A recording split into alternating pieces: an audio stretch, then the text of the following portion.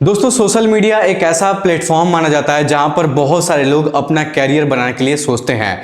लेकिन जिन लोगों का सोशल मीडिया पर कैरियर नहीं बन पाता है वो लोग अश्लील वीडियो बनाना शुरू कर देते हैं। इसलिए दोस्तों कहा जाता है कि सोशल मीडिया जितना अच्छा है उससे कहीं ज़्यादा बुरा और खतरनाक भी है, क्योंकि दोस्तों इस सोशल मीडिया के चलते ना जाने कितने लोगों की जिंदगियां बर्बाद हो गई हैं। दोस्तों आज की कहानी में भी कुछ ऐसा ही हुआ है, बल्कि एक व्यक्ति हमेशा हमेशा के लिए इस दुनिया को छोड़कर चला जाता है। दोस्तों आज की जो सच्ची घटना मैं आपको सुनाने जा रहा हूं, यह सच्ची घटना बिहार के बेगूसराय की है। दोस्तों एक लड़की जिसका नाम रानी होता है और उसकी उम्र 22 साल के आसपास थी। दोस्तों रानी अपने 12 क्लास की पढ़ाई कर चुकी है और रानी के घर में उसके माता पिता के अलावा उसकी 2 छोटी बहनें हैं। दोस्तों रानी दिखने में जितना ज्यादा खूबसूरत है उतना ही ज्यादा वो तेज तड़ाक है। लेकिन दोस्तों एक दिन रानी अपने सहेली के साथ घूमने के लिए समस्तीपुर के एक होटल पर जाती है और उस होटल पर रानी की मुलाकात एक लड़के से होती है जिसका नाम दोस्तों सौरभ होता है। दोस्तों सौरभ की उम्र लगभग 24 साल के आसपास है। दोस्तों सौरभ के माता पिता के अलावा उसका एक बड़ा भाई है जिसका नाम महेश है और सौरभ के पापा का नाम जितेंद्र है। दोस्तों सौरभ और रानी की मुलाकात जब पहली बार हुई थी तभी दोनों एक दूसरे को पसंद करने लगे थे और उस दिन कैफे में जब रानी और सौरभ एक दूसरे से बातचीत करते हैं तो दोनों एक दूसरे से बात करने में काफी ज्यादा कंफर्टेबल महसूस करते हैं, जिस वजह से दोनों एक दूसरे का अपना अपना नंबर शेयर करते हैं और उसके बाद दोस्तों वो अपने अपने घर चले जाते हैं। घर जाने के बाद रानी अब सौरभ से फोन से बातचीत करने लगती है। दोस्तों दोनों के बीच में इतनी सारी बातें होती हैं कि दोनों एक दूसरे से प्यार कर बैठते हैं और धीरे धीरे वक्त गुजरने लगता है और दोनों के बीच में प्यार इस कदर बढ़ जाता है कि 1 साल बाद सौरभ रानी से शादी कर लेता है। उसके बाद सौरभ रानी को अपने घर ले जाता है और अपने गांव में ही रहकर वो छोटा मोटा काम करने लगता है, अपने परिवार की जीविका चलाने लगता है। दोस्तों सौरभ के घर वाले भी बहुत खुश होते हैं क्योंकि रानी उसके घर वालों का बहुत ख्याल रखती थी और सौरभ भी रानी से बहुत ज्यादा खुश था। दोस्तों धीरे धीरे वक्त गुजर रहा था और लगभग 4 साल का वक्त गुजर जाता है और 4 सालों बाद रानी एक बच्चे को जन्म देती है। लेकिन दोस्तों सौरभ अपने गांव में रहकर छोटा मोटा काम करता था जिससे वो बहुत कम पैसे कमाता था। दोस्तों सौरभ का एक बच्चा जब पैदा हो जाता है जिस वजह से सौरभ सोचता है कि क्यों ना वो कहीं बाहर जाके कुछ अच्छी नौकरी करे जिस वजह से वो अच्छा खासा पैसा कमा सके, क्योंकि दोस्तों सौरभ सोच रहा था कि वो घर पर छोटा मोटा काम करेगा तो वो अपने परिवार को खुश नहीं रख पाएगा, उसके परिवार की स्थिति कभी भी नहीं सुधर पाएगी। जिस वजह से सौरभ फैसला करता है कि वो कोलकाता जाकर ज्यादा से ज्यादा पैसा कमाएगा। दोस्तों कोलकाता जाने के बाद सौरभ को एक अच्छी कंपनी में नौकरी भी मिल जाती है और दोस्तों सौरभ कोलकाता जाने के बाद पूरे 1 साल तक वहां पर रहकर वो काम करता है और ठीक 1 साल बाद 7 जनवरी 2024 को सौरभ जब अपने घर पर आता है। लेकिन दोस्तों इन 1 सालों के अंदर रानी और सौरभ के बीच में काफी ज्यादा विवाद हुआ था, काफी ज्यादा झगड़ा हुआ था, जिस वजह से रानी अपना ससुराल छोड़कर अपने बच्चे को लेकर अपने मायके चली जाती है। दोस्तों 6 महीने से रानी अपने मम्मी के पास रह रही थी। दोस्तों सौरभ जैसे ही अपने घर पर काम करके वहां से नौकरी से आता है तो अपने माता पिता से मुलाकात करने के बाद वो अपने पत्नी रानी से और अपने बच्चे से मिलने का फैसला करता है और अपने ससुराल चला जाता है।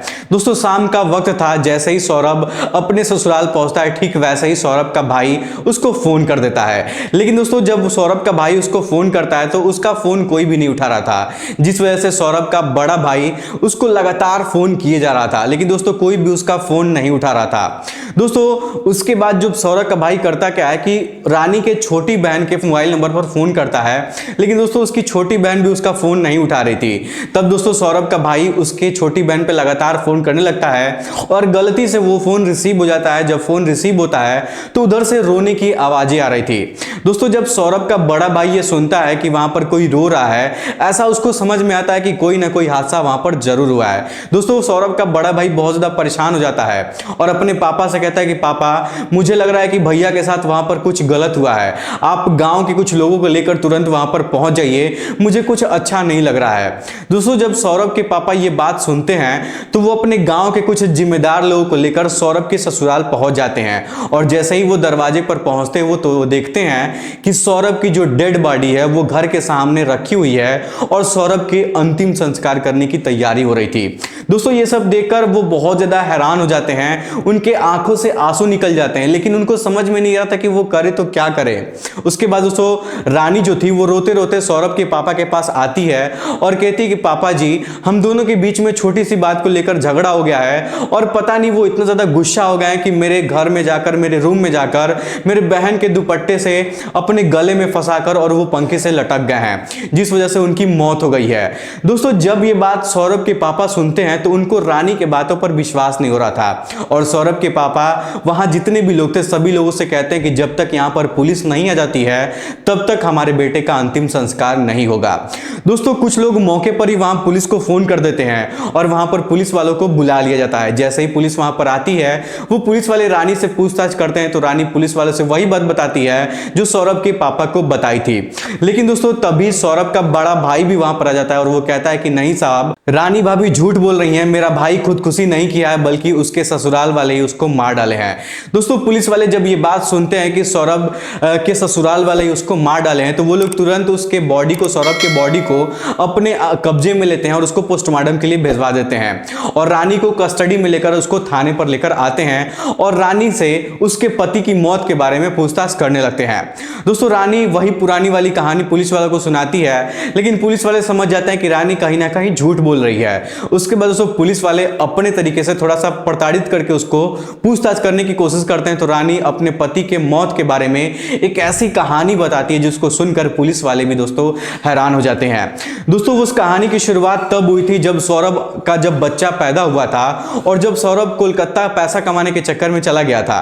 दोस्तों सौरभ कोलकाता जाकर पैसा तो कमाने लगा था लेकिन घर पर रानी एकदम से अकेली पड़ गई थी और उसका मन ससुराल में नहीं लग रहा था। रानी अक्सर अपने मोबाइल में व्यस्त रहती थी, मोबाइल में शॉर्ट वीडियो वगैरह देखा करती थी और एक दिन रानी के मन में ख्याल आता है कि जैसे शॉर्ट्स वीडियो लोग बनाते हैं वैसी वीडियो तो वो भी बना सकती है, जिस वजह से रानी अब अपना वीडियो बनाकर सोशल मीडिया पर डालने लगती है। लेकिन दोस्तों उसको वीडियो बिल्कुल भी नहीं चलता था, उसमें व्यूज बहुत कम आते थे, जिस वजह से रानी बहुत ज्यादा परेशान हो जाती है और अपने घर से बाहर निकलकर अब वीडियो बनाने का फैसला करती है। लेकिन दोस्तों फिर भी उसको सफलता नहीं मिल रही थी, उसका वीडियो चल ही नहीं रहा था। दोस्तों रानी अपने गांव के मतलब अपने ससुराल के रहने वाले कुछ लड़कों से एक मदद मांगती है और कहती है कि तुम लोग मेरे साथ आओ, वीडियो बनाओ। उसके बाद दोस्तों उसके ससुराल के कुछ लड़के भी उसके साथ वीडियो बनाने के लिए तैयार हो जाते हैं और रानी जो है वो छोटे छोटे कपड़े पहनकर अपने ससुराल के लड़कों वालों के साथ मिलकर अश्लील वीडियो बनाने लगती है। दोस्तों अश्लील वीडियो वो कई दिनों तक बनाती है और जब ऐसे बना के वो अपलोड करने लगती है तो सौरभ देखकर बहुत ज्यादा वो परेशान हो जाता है और वो रानी का विरोध करता है। रानी से कहता है कि तुम ऐसी वीडियोस मत बनाया करो, नहीं तो समाज में लोग हमारे ऊपर थूकेंगे, हमारी बहुत ज्यादा बदनामी होगी। लेकिन दोस्तों रानी वीडियो बनाना बंद नहीं करती है, वो अपने पति सौरभ से गुस्सा हो जाती है और गुस्से में वो क्या करती है कि अपना ससुराल छोड़ देती है और अपने बच्चे को लेकर अपने मायके चली जाती है। लेकिन दोस्तों रानी जब अपने मायके चली जाती है तो वहां भी वो वीडियो बनाना बंद नहीं करती है, वहां भी अपने कुछ दोस्तों से मिलकर वहां भी वीडियो बनाती है। तभी दोस्तों रानी की मुलाकात उसी के गांव के रहने वाले एक लड़के से होती है जिसका नाम प्रेम होता है। दोस्तों प्रेम रानी के साथ उसका वीडियो बनाता था, उसका मदद करता था वीडियो बनाने में और उसका वीडियो एडिट भी करता था। दोस्तों रानी जब प्रेम के साथ रहकर वीडियो बनाने लगती है तो दोनों के बीच में अच्छी खासी दोस्ती हो जाती है और ये दोस्ती दोनों के बीच में प्यार का रूप ले लेती है। हालांकि दोस्तों रानी की एक लड़की थी और उसका पति भी था, लेकिन फिर भी रानी प्रेम के साथ प्रेम मोहब्बत करने लगती है। दोस्तों रानी प्रेम के साथ शारीरिक संबंध भी अब बनाने लगती है क्योंकि उन दोनों के बीच में काफी दिनों तक ये सिलसिला चलने लगा था। लेकिन दोस्तों उधर जो सौरभ था वो कोलकाता में रहकर पैसा कमा रहा था और इधर उसकी पत्नी रानी दूसरों के साथ मौज मस्ती कर रही थी।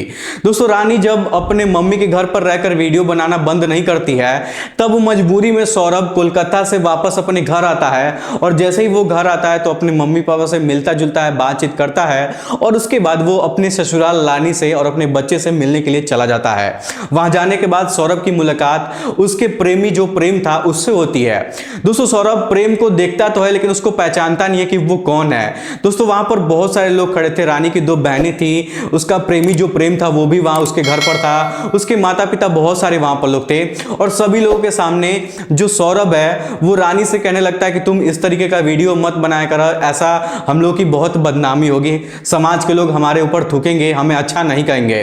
दोस्तों रानी उसकी बातों को नहीं मान रही थी, तभी सौरभ बहुत ज्यादा गुस्सा हो जाता है और सबके सामने रानी को एक थप्पड़ मार देता है।